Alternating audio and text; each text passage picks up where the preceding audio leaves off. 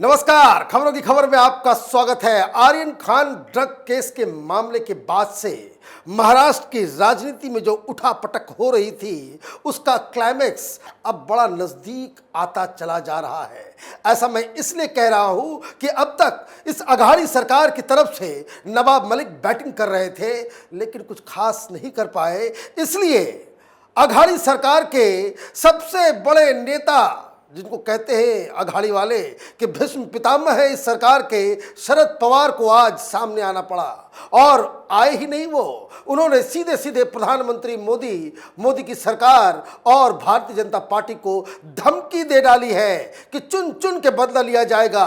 काफी डायलॉगबाजी आज हुई है, एक एक डायलॉग भी बताऊंगा, सुनाऊंगा और ये समझने की कोशिश करेंगे हम लोग कि क्यों अचानक से सीबीआई, एनआईए और ईडी की कार्रवाई से ये अघाड़ी सरकार के बड़े बड़े नेताओं के होश फाख्ते हो गए हैं। दरअसल जब से ये वसूली गैंग का खुलासा हुआ है, तब से अघाड़ी सरकार, उनके बड़े बड़े नेताओं के चेहरे पे कालिख पुत गई और एक अजीबोगरीब राजनीति शुरू हो गई, जो लगातार कैपिटल टीवी पे हम लोग कहते चले आ रहे हैं कि आर्यन खान का मसला हो या फिर कोई और भी मसला हो, कंगना का मसला हो या फिर जो ईडी की कार्रवाई चल रही है भ्रष्ट नेताओं के ऊपर जो गाज गिर रहा है, उसको लेकर ये लोग यही साबित करने में जुटे हुए थे कि केंद्र की सरकार बदले की कार्रवाई कर रही है और इसलिए अपने अपने पापों को छुपाने के लिए राजनीति चरम पे पहुंच गई। लेकिन मानना पड़ेगा केंद्र की मोदी सरकार को कि ये लोग राजनीति से ना तो कॉम्प्रोमाइज किया और ना ही भ्रष्टाचारियों के खिलाफ कार्रवाई करने में कोई कोताही की। और इसलिए जब सारे अस्त्र शस्त्र फेल हो गए, अस्त्र शस्त्र किस तरह के, पहले तो नेगोशिएशन, यही शरद पवार जो आज मोदी सरकार और प्रधानमंत्री मोदी को चैलेंज कर रहे हैं, चुनौती दे रहे हैं, धमकी दे रहे हैं, घंटों बैठ के आए थे। रात के अंधेरे में ये अमित शाह से मिलकर आए थे गुजरात में कि किसी तरीके से सरकार बना ली जाए। शिवसेना के साथ हाथ मिलाकर गड़बड़ी हो गई, लेकिन कार्रवाई कम नहीं हुई और इनका जो सबसे बड़ा मोहरा था अनिल देशमुख, वो सलाखों के पीछे गया। और अब जब यह खतरा साफ साफ मंडरा रहा है कि अनिल देशमुख के जरिए वो तमाम चेहरे बेनकाब हो जाएंगे जिन तक ये वसूली का पैसा पहुंचता था, तो अब सामने शरद पवार को ही आना पड़ा। शरद पवार क्यों आगे आए हैं इसको भी समझेंगे, लेकिन उन्होंने क्या कहा आज ये ज्यादा जरूरी है। उन्होंने कहा, मैं ये कह रहा हूं, तुम कितने भी छापे मार लो, कितनी भी अरेस्ट कर लो, हम आम लोगों को साथ में लेकर महाराष्ट्र राज्य में कभी नहीं आने देंगे। आपको 100% हार का सामना करना पड़ेगा। मैं कह रहा हूं, तुमने अनिल देशमुख को जेल में डाला, उसके हर दिन की और हर उस घंटे की कीमत आज न कल जरूर वसूल होगी। मतलब ये अघाड़ी के लोगों को ये वसूली वर्ड से बड़ा प्रेम लगता है। शरद पवार को आगे आना इसलिए पड़ा क्योंकि अब उनको ये खतरा मंडराता हुआ साफ साफ दिख रहा है कि कहीं अनिल देशमुख सारी सच्चाई उगल न दे, कहीं एनआईए, सीबीआई, ईडी को सारे प्रपंच का पता न चल जाए। और इसलिए जो पहला मकसद इस प्रेस कॉन्फ्रेंस का कि शरद पवार खुद सामने आकर के ये बात वो कह रहे हैं, इसका मतलब साफ है कि वो एक तरीके से अपने पार्टी के लोगों और अपने नेताओं और खास करके अनिल देशमुख को एक मॉरल सपोर्ट देना चाह रहे हैं कि तुम घबराना नहीं, हम तुम्हारे साथ हैं। लेकिन हकीकत क्या है? हकीकत यही है कि अनिल देशमुख पूरी तरीके से एक ऐसे चक्रव्यूह में फंस गए हैं जहां से निकल पाना मुश्किल ही नहीं, नामुमकिन सा हो गया है, क्योंकि उनके सारे कच्चे चिट्ठे अब जांच एजेंसियों के हाथ आ गई है, सारे सबूत आ गए हैं। और जब शरद पवार ये कह रहे हैं कि बदले की कार्रवाई हो रही है, उन्होंने क्या कहा? उन्होंने एक और बयान दिया कि बदले की राजनीति की जा रही है, सत्ता का इस्तेमाल सम्मान के साथ करना पड़ता है, लेकिन इन लोगों के पैर जमीन पर नहीं है और सत्ता सर पर चढ़कर बोल रही है। ये जो कुछ हो रहा है ये उसी का नतीजा है। पवार ने आगे कहा, अनिल देशमुख का मामला देखिए, जिस अधिकारी ने आरोप लगाए थे वो भगोड़ा घोषित कर दिया गया, कहाँ गायब है पता नहीं, कौन से देश में है मालूम नहीं, समन है पर हाजिर नहीं हो रहा। अब सडनली शरद पवार को ये रियलाइज होने लग गया है कि भाई ये परमवीर सिंह भगोड़ा हो गया। भाई इन्हें किसने मुंबई का पुलिस कमिश्नर बनाया था? भारतीय जनता पार्टी वालों तो नहीं बनाया था, आपने बनाया।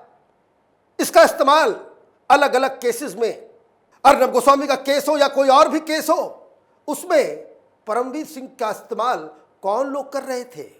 यह सचिन वाजे जो वसूली कांड में पूरी तरीके से रंगे हाथ पकड़ा गया है, वो किसका आदमी है? वो तो शिवसेना का प्रवक्ता था, हाईकोर्ट के द्वारा सस्पेंड कर दिया गया था। उसकी बहाली किसने की? और अब जब आप अपने ही कुचक्र में, अपने ही कारनामों की वजह से आप पूरी तरीके से फंस गए हैं, तो आप ये कह रहे हैं कि भाई बदले की कार्रवाई हो रही है। अच्छा, सरकार एजेंसियां तो बदले की कार्रवाई कर सकती है। आपका यह बयान साफ साफ ये बता रहा है कि आप ये भी कह रहे हैं कि जो मुंबई में कोर्ट्स हैं, हाई कोर्ट है, सुप्रीम कोर्ट है, ये सब के सब सरकार के साथ मिले हुए हैं।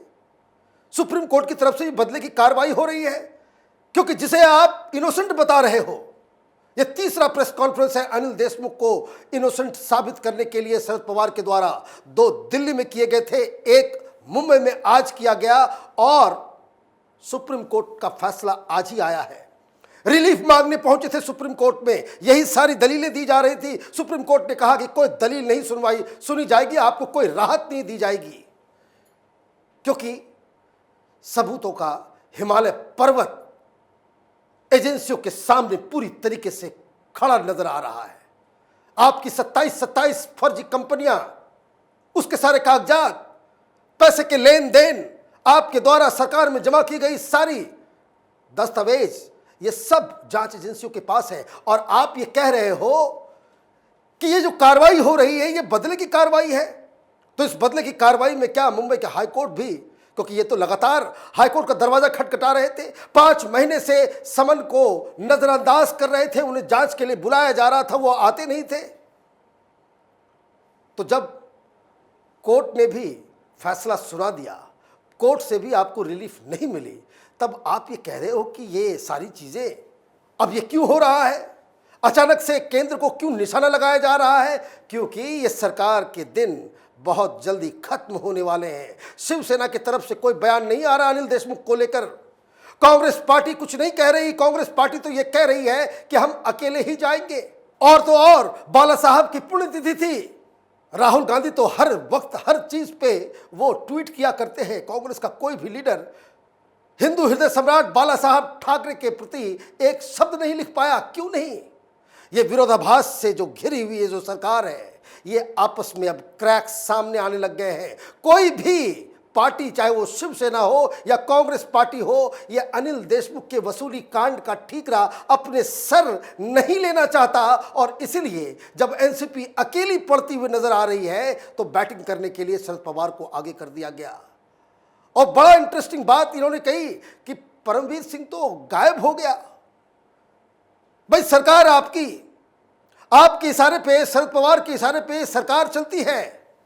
आपका डीजीपी होमगार्ड गायब हो गया और सरकार को इल्म तक नहीं, पता तक नहीं, जानकारी तक नहीं।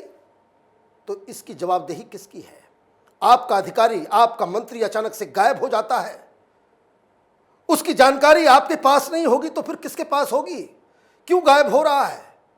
और लगातार जिस तरीके से पूछताछ का सिलसिला चल रहा है, अनिल देशमुख को लगातार कोर्ट में जमानत नहीं दी जा रही है, तो इसका मतलब साफ है कि इस केस में कुछ दम है। क्या राजनीति के बहाने भ्रष्टाचारियों को इस देश में छोड़ दिया जाए? आपकी राजनीतिक कलाबाजी वो सफल नहीं हुई। भारतीय जनता पार्टी के साथ सरकार बनाने की आपकी मुहिम फेल हो गई। तो इसका मतलब यह है कि आप सारी एजेंसियां, कोर्ट, सबके ऊपर आप सवाल खड़े कर देंगे कि बदले की कार्रवाई हो रही है। शरद पवार को यह बताना पड़ेगा वो कौन से बदले की कार्रवाई थी जिसके तहत हाईकोर्ट ने फैसला दिया कि भाई अगले 15 दिन तक के लिए जो है आपको जमानत नहीं मिलेगी, न्यायिक हिरासत में भेज दिया गया।